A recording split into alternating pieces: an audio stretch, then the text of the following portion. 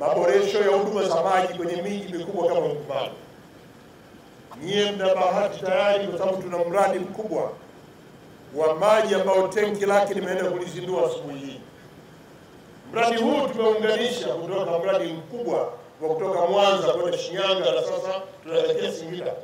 Tumechukua maji tunayaleta kwenye miji yote ya wilaya hii ya Kwimba.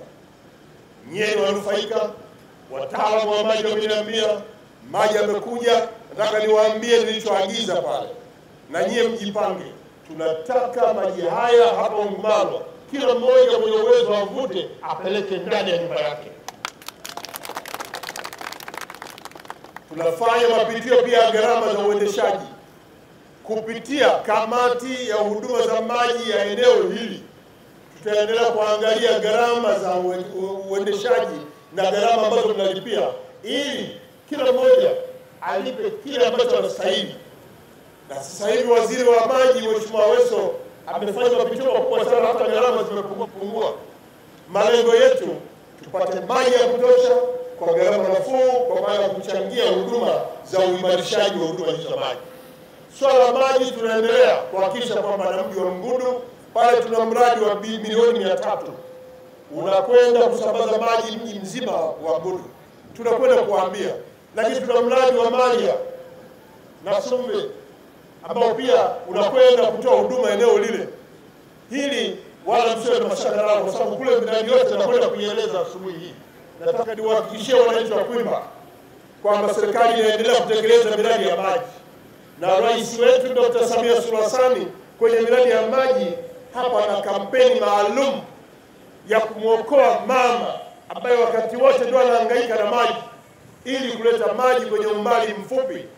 Maana ya kutua ndoo kichwani, sasa tunataka mama aende bombani akiwa ameshika ndoo mkononi, ajaze maji, ashike ndoo mkononi, arudi nyumbani. Hiyo ndio maana yake.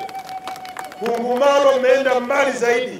Maji haya leo mnaruhusiwa kuvuta bomba nyumbani ili unawe, uoge, usiku, mchana, asubuhi, wewe tu na mahitaji yako. Hayo ndio malengo ya serikali yenu.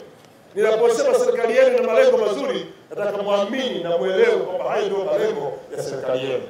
Wana Ngumalo, wana Kwimba, endeleeni kuiamini serikali yenu, endeleeni kumwamini rais wetu ambaye anatekeleza mambo mengi ambayo Chama cha Mapinduzi kiliwaahidi, na tutaendelea kusimamia maelekezo yake.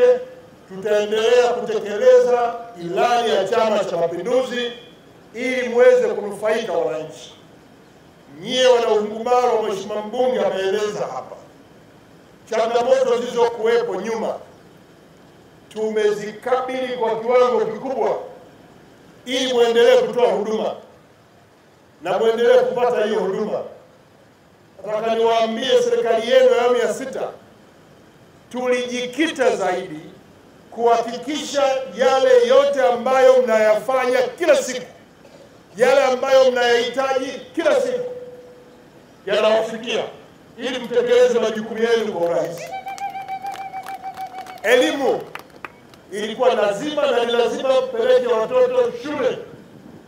Kwa serikali tumetekeleza wajibu wetu wa kuhakikisha kwamba tunajenga, lakini kuzikarabati na kuimarisha shule za msingi zote na kujenga sekondari, na kama zipo tunaziimarisha. Gharama ya mkataba ilikuwa ni bilioni 11.004 bila VAT, na kazi zote zimekamilika na thamani ya kazi iliyofanyika ni bilioni 10.8 na kufanya salio au kuokoa milioni 201. Kazi kuu zilizotekelezwa ni ujenzi wa tangi moja la lita milioni 1 ambao ndio ile ndio tulipo, ununuzi wa mabomba ya kilomita 54, ujenzi wa chemba 33 katika maeneo maalum ambapo kuna air valves, wash out na section valve, kuunganisha maji kwa wateja wa majumbani 500 na kuboresha huduma katika vituo vya zamani vya maji wa zamani 38, ujenzi wa ofisi ya chombo cha watumiaji maji na ujenzi wa nyumba ya mlinzi ambayo tuko hapa tulipo.